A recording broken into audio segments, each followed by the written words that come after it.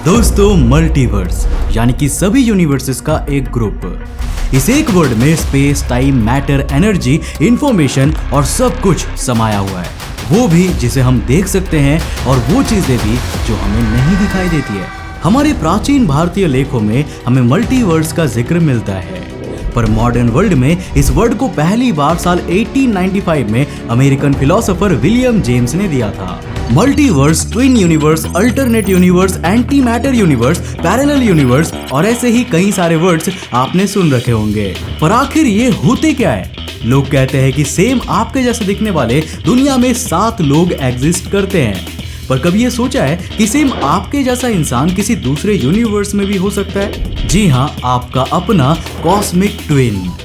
साल 1952 में जब एरविन श्रोडिंगर आयरलैंड की कैपिटल डबलिन में एक लेक्चर दे रहे थे, तब उन्होंने वहां मौजूद ऑडियंस से कहा कि वो उन्हें कुछ ऐसा बताने वाले हैं जिसे सुनकर उनका दिमाग हिल जाएगा। और आज जो मैं आपको बताने वाला हूँ वो भी आपके दिमाग का कुछ यही हाल करने वाला है। तो हेलो गाइस, मैं हूँ कौशिक और चलिए आज मैं आपको ले चलता हूँ आपको अपने कॉस्मिक ट्विन से मिलाने।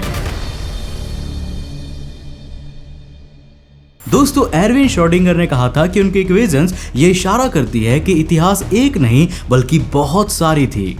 नाउ फॉर एग्जांपल, तूतनखामन जो कि इजिप्ट के एक महान राजा थे, उनकी कब्र को कर्स्ड यानी कि श्रापित माना जाता है। अब जिन्होंने भी उनकी कब्र को खोजा और खोला था, उनकी बहुत ही बुरी तरह से मौत हुई थी। अब ये तो रही हमारा इतिहास, पर एक अल्टरनेट हिस्ट्री ऐसी भी हो सकती है जिसमें तूतनखामन की कब्र को कोई कर्स नहीं था और उसको खोलने वाले लोग लंबे समय तक जिए होंगे। अब क्या पता एक हिस्ट्री में तूतनखामन भारत के ही राजा हो और एक में क्या पता तूतनखामन की जगह मैं यानी कि कौशिक ही इजिप्ट का राजा था। वेल, श्रोडिंगर के अनुसार ये अल्टरनेट हिस्ट्रीज अलग अलग नहीं बल्कि एक ही साथ चल रही होती है। साइंस और रिलीजन ये दो अलग अलग रास्तों की तरह है। नाउ अब अगर आपको साइंस और रिलीजन में से किसी एक को चुनने को कहा जाए तो ये आपकी ओवरऑल लाइफ पर डीप इम्पैक्ट डालेगा। नाउ फॉर एग्जांपल, अगर आप साइंस को चुनते हो तो आप थियरीज, हाइपोथेसिस, इवोल्यूशन और ऑब्जर्वेशन जैसी चीजों पर ज्यादा बिलीव करोगे, बट रिलीजन वाले लोग गॉड्स, उनकी पावर्स, बिलीव्स और सुपरनैचुरल बीइंग्स की बात करते हैं।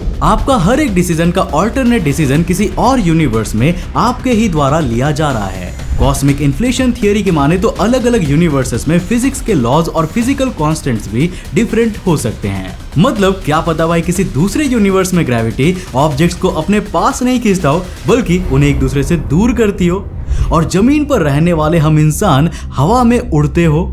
भगवान और सुपरनैचुरल बीइंग्स भी इंसानों के साथ ही रहते हो। आई मीन कुछ भी पॉसिबल हो सकता है। अब मल्टीवर्स फिलहाल तक तो एक हाइपोथेसिस ही है। आज से करीब 100 साल पहले तक हम इंसान मिल्की वे को ही पूरा यूनिवर्स मानते थे और आज इसकी सीमा 9300 करोड़ लाइट ईयर से ज्यादा हो चुका है। पर यहाँ एक चीज जो हाइपोथेसिस नहीं है वो है एंटी मैटर। अब दोस्तों, आज के समय में हम इंसान एक एक नैनोग्राम एंटी मैटर के लिए तरस रहे हैं, पर वैज्ञानिकों का मानना है कि बिग बैंग के दौरान जितना मैटर प्रोड्यूस हुआ था उतने ही मात्रा में एंटी मैटर भी बना था। तो अब सवाल यहाँ ये उठता है कि आखिर वो एंटी मैटर गया कहाँ? क्या हमारे यूनिवर्स में कोई छिपी हुई शक्ति है जो इस एंटी मैटर को निगल गई, जैसे कि ब्लैक होल या फिर कुछ और सुपरनैचुरल पावर्स जिससे हम आज तक अनजान हैं? वेल, इस खोए हुए एंटी मैटर का बेस्ट पॉसिबल एक्सप्लेनेशन है ट्विन यूनिवर्स या एंटी मैटर यूनिवर्स। अब दोस्तों, एक हाइपोथेसिस जिसके अनुसार बिग बैंग ने एक नहीं बल्कि दो यूनिवर्सेस को जन्म दिया था। अब एक यूनिवर्स वो जो कि नॉर्मल मैटर का बना हुआ है और जिसमें हम और आप रहते हैं, और दूसरा वो जो एंटी मैटर पार्टिकल्स का बना हुआ है और हमारे यूनिवर्स की बाउंड्रीज से बाहर है। पर दोस्तों, यहाँ मल्टीवर्स का कॉन्सेप्ट तो साफ साफ बताता है कि हमारे यूनिवर्स की बाउंड्रीज के बाहर एक नहीं बल्कि अनगिनत यूनिवर्सेस एग्जिस्ट करती है।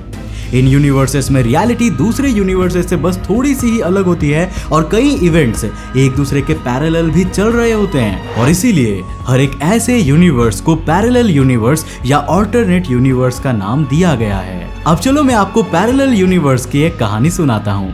दोस्तों, अमेरिका के सदर्न आर्कांसास के एक टाउन में जंगलों के बीच एक सुनसान घर था। वहाँ एक फैमिली 12 साल से रहा करती थी और इतने लंबे समय तक वहां रहने के कारण वो अपनी पूरी सराउंडिंग से भली भांति परिचित हो गई थी।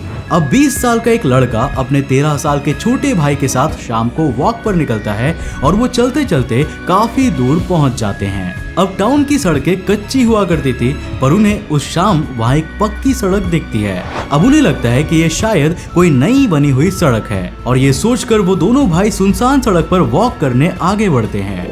और जैसे ही वो कच्ची सड़क से पक्की सड़क पर कदम रखते हैं, उन्हें बहुत ठंड लगने लगती है, जैसे टेम्परेचर अचानक से 5 डिग्री सेल्सियस कम हो गया हो। अब आगे चलकर वो वहाँ बहुत सारे पेड़ पौधों को देखते हैं और कुछ तो ऐसे थे जिन्हें उन्होंने पहले कभी देखा ही नहीं था। अब काफी दूर जाने के बाद वे वापस लौटते हैं और उन्हें रास्ते में कुछ ऐसे लोग भी दिखाई देते हैं जो उनके एरिया के लग ही नहीं रहे थे। अब जैसे ही वो उस पक्की सड़क से वापस कच्ची सड़क पर कदम रखते हैं तो टेम्परेचर वापस 5 डिग्री सेल्सियस बढ़ जाता है और उन्हें गर्मी लगने लगती है। अब अगले दोपहर जब वो उस एरिया में फिर से जाते हैं तो वो देखते हैं कि भाई वहां तो कोई सड़क ही नहीं है। मतलब वो सड़क अचानक से वहां से गायब हो गई।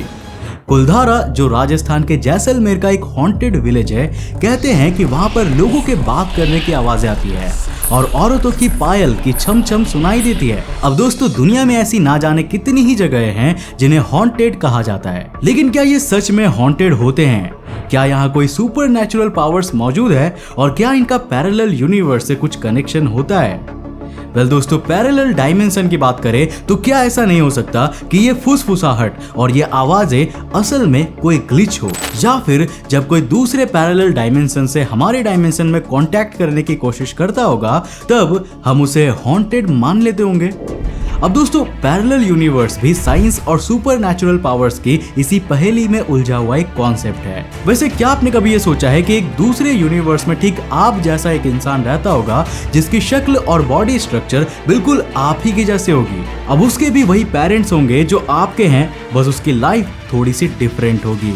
अब वो इंसान आपके जुड़वा भाई जैसा है, बस पैदा दूसरे कॉस्मोस में हो गया है। तो इस वाले रिलेशन से हम उसे कहेंगे आपका कॉस्मिक ट्विन, मतलब एक मेले में बिछड़ा हुआ भाई जो किसी दूसरे ही यूनिवर्स में रहता है। लेकिन क्या इन भाइयों की कभी मुलाकात हो पाएगी? कहने का मतलब है कि क्या आप कभी अपने कॉस्मिक ट्विन से मिल पाएंगे? अब अगर हाँ तो कैसे?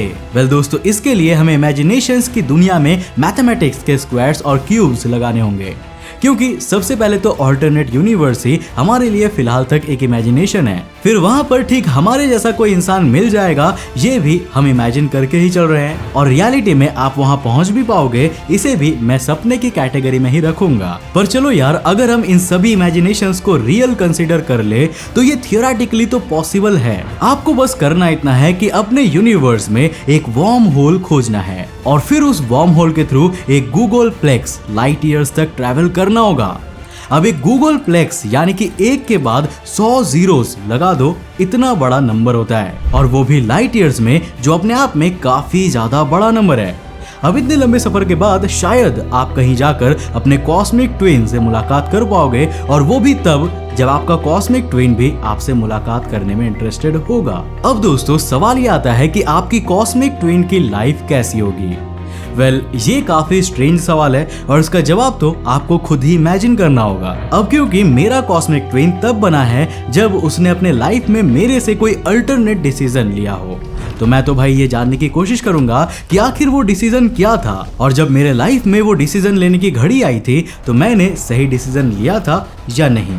क्या पता मेरा कॉस्मिक ट्विन वहां पर कोई सरकारी जॉब कर रहा हो, क्योंकि उसे यकीन ना हो कि वो एक दिन अंतरिक्ष टीवी जैसे किसी छोटे चैनल पर भी आ सकता है, और उसके इतने सारे प्यारे व्यूअर्स होंगे, और कुछ ऐसे भी लोग होंगे जो बिना सब्सक्राइब किए वीडियो देखकर भाग जाते हैं। मतलब समझ रहे हो ना? चैनल को अभी जाकर सब्सक्राइब कर दो यार। Now last but not the least, ये सवाल है कि अगर मैं अपने कॉस्मिक ट्विन से मिलूं तो क्या होगा? वेल, आपने ये तो सुना ही होगा कि इस दुनिया में एक जैसे शक्ल के 7 लोग होते हैं जिन्हें हम डॉपलगैंगर कहते हैं। अब कुछ लोग तो अपने हम शक्लों से मिले भी हैं, और ऐसा माना जाता है कि जब भी आप अपने किसी डॉपलगैंगर से मिलोगे तो आपकी मौत पक्की है। अब ये एक मिथ है या वाकई में सच है, ये तो मुझे नहीं पता, बट अगर मेरा कॉस्मिक ट्विन एंटी मैटर का बना है और मैं मैटर का बना हुआ हूँ, तो अब हम दोनों की मुलाकात कितनी धूमधाम की होगी, ये तो मुझे आपको बताने की जरूरत नहीं पड़ेगी। You know what I mean, right? नहीं समझे तो एक बार मैटर और एंटी मैटर के कांटेक्ट में आने से क्या होता है ये जानने के लिए अपने दोनों गर्लफ्रेंड्स को कभी एक साथ मिलाकर देखना। वैसे यार अब वीडियो के एंड में मेरे एक सवाल का जवाब देते हुए जाना कि अगर जो मेरा एंटी मैटर वाला कॉस्मिक ट्विन है वो भी अपने यूनिवर्स में मौजूद मैटर को एंटी मैटर ना बोलकर मैटर ही बोलता होगा तो उसके नजरिए में हमारे यूनिवर्स का मैटर मैटर ही होगा या फिर एंटी मैटर होगा। मतलब बड़ा कंफ्यूजिंग है यार। आप इस सवाल का जवाब नीचे कमेंट्स में दो, मैं चला इसके बारे में सोचने के लिए कि जवाब क्या होगा।